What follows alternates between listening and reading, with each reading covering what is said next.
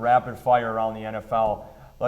Enough about that game. Let's go to the Vikings. Moved into the tied for first with the Packers beating the Rams 21-18. Let's make these kind of quick. Vikings are a good team. They have a good defense, and that was a dirty hit that LaMarcus Joyner put on Teddy Bridgewater. He should be suspended. I'm not buying the Vikings until I see them play Green Bay and they play this schedule coming up. I think they have the toughest schedule moving forward. So let's see what they can do there. I don't know for sure on this. Don't quote me on it, but I believe the Vikings played Green Bay tough either in Minnesota or Green Bay last year. Look out for them. The Titans knocked off the Saints 34-28 in overtime. Marcus Mariota did well coming off the injury, and I think he showed a lot of promise. Tough loss for the Saints. You thought they were going in a direction that they can keep building, but maybe the Titans pull off another win over NFC South team next week. I tell you what, the Saints-Falcons, they were giving out gifts to the Panthers this weekend with losses. Let's move on to the Steelers. They held on against the Raiders 38-35. Raiders are going to be a good team in the future. They have a good quarterback, they have receivers, and their defense is slowly getting better. Kind of a big game to implicate wild card stuff for the AFC, especially if the Raiders are not out of this yet. They're for real this year. I think the Raiders make the playoffs, and I'm pulling for them. I really like this underdog team that's struggled for years, and they finally get something going in Carr. Well, the 49ers upset the Falcons 17-16.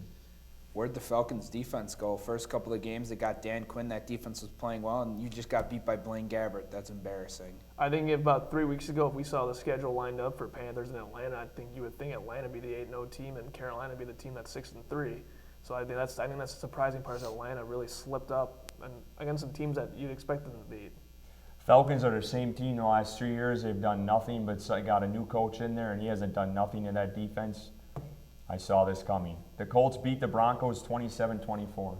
Colts won, but they lost Andrew Luck for a couple of weeks with a lacerated kidney or something like that, and then a torn ab muscle. I don't know. The Colts were able to do what the Packers couldn't. Yeah, we found out the Bronco defense is not invincible like we thought. That new coordinator there, Chadinsky, is doing good for Andrew Luck. He's out with an injury, which sucks, but they're fine. They're in a crappy division. The Bills topped the Dolphins 33-17. Bills are such an up and down, hot or cold team. It switches from week to week. I think the Dan Campbell era is not going to make it to 2016 after the way his team's been playing recently. Yeah, Rex Ryan, he's got 2 tough matchups coming up, Thursday night Jets and then next week New England. This is going to be the test for the Bills going forward. The Eagles won in overtime 33-27. That NFC East is such a bad division this year. Both teams, it was a battle between both teams, and Eagles came out on top.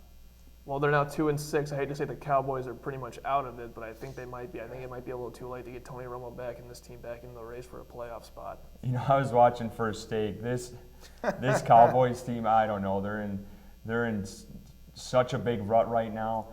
It's going to be tough for them to come back with Tony Romo. They can be a team that plays spoilers, though, I think. Well, let's move on to the Bears. They came back to beat the Chargers on Monday Night Football 22-19. Battle between two teams that are irrelevant in their conferences, and I don't know. The Bears are just kind of picking up the positives when they can.